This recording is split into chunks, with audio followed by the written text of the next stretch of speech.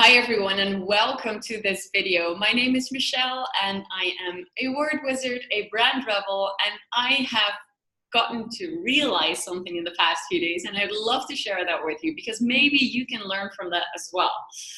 All right, so what was this about? This had to do with transparency and especially the cultural bias when it comes to doing sales and marketing and being transparent in doing your sales. Okay, so this is what happened. I have a story for you. I have met a wonderful entrepreneur in the States, and she is absolutely wonderful. She has the heart in the right place. And she invited me over to meet up with her, and I had no idea necessarily about the whereabouts, the details. Later on, I found out that it was to join her event.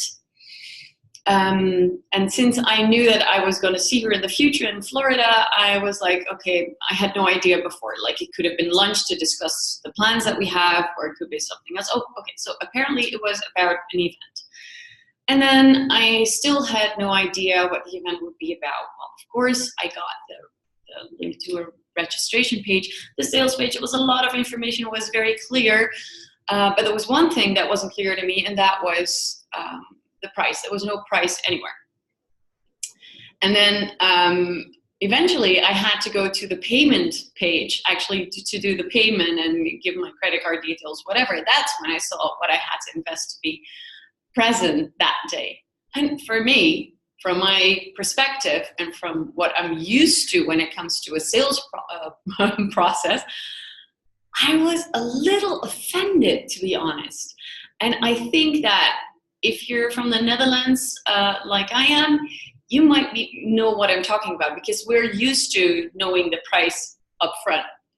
We are used to having a certain process, and on the sales page, we want to know, okay, so you have an offer, fantastic. What's it going to cost me? All right. There was no price anywhere. And for me, that was like, well, you got to be transparent about this. You got to share, you got to be honest. You got to be open. You got to be clear. And mind you, I have absolutely, I don't feel that there was any manipulation necessarily. I don't feel that someone was trying to trick me, because I know that this woman was very, very good at heart. But for me, I felt like, whoa, this is not the way to do it. You should be clear. You should be transparent. And it was very interesting because yesterday someone told me, you have to realize, Michelle, that there are cultural differences, and that whereas in Holland, we might be used to getting like a trial for free. And of course, that's the digital world nowadays. Sorry about that. The digital world allows us to get a trial, to try something out for free. But it's not always like that. And, my whole mind is set on free events, get to know someone first. And, if it's a one-day thing, it's probably to try out. But that's my reference. That's my point of reference, of course. So my idea about transparency might be something different. Whereas, for example, this lady, like in America, it's very common not to mention the price, and especially in the industry that she was in. I hadn't realized that at all. But it did make me think, and that's something that's the reason why I'm sharing this video and I'm sharing this experience, is that as entrepreneurs, we all have ideas about certain words and certain values. We have values, right? So we may say that, okay, we value transparency, we may value clarity, etc. But still, that means something very different to you than it might mean to me. So my idea of clarity or transparency might differ slightly, and it might differ even more from someone who's from a completely different country. And we're so used to, when we think of a word, when we think of a value, like something that we value within our company or within our brand, we tend to think of the feeling that we get personally, of the meaning that we give to it, and the meaning we attach to it.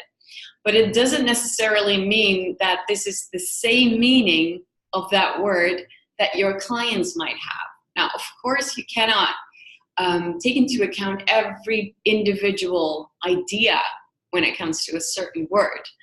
But what is interesting is this.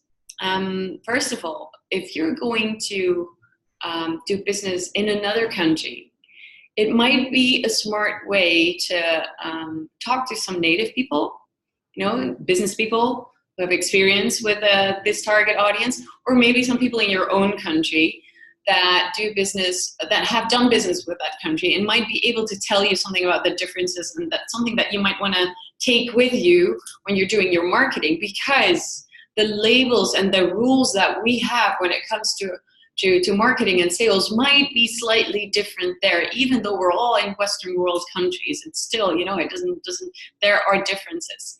And that got me thinking back to a moment where I was just playing tour guide in my own area. And I was just, just for fun, I was showing a lady around.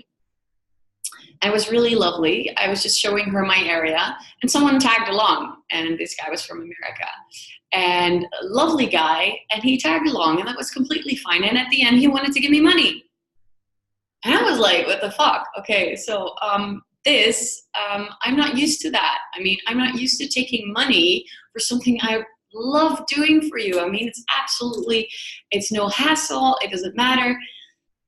But for him, he was from America, and apparently this is what I've been told. And if you're American and I'm offending you right now, it's not true, then please forgive me. But I've been told that Americans take nothing for free. They know that nothing's for free. They have to pay for everything. So this guy felt the same. I always, if I have a tour guide, I need to pay for him as well. So this is not for free. And for me in Holland, it's something we do for each other. I don't need your money. Come on, I make my money myself. So it's a difference.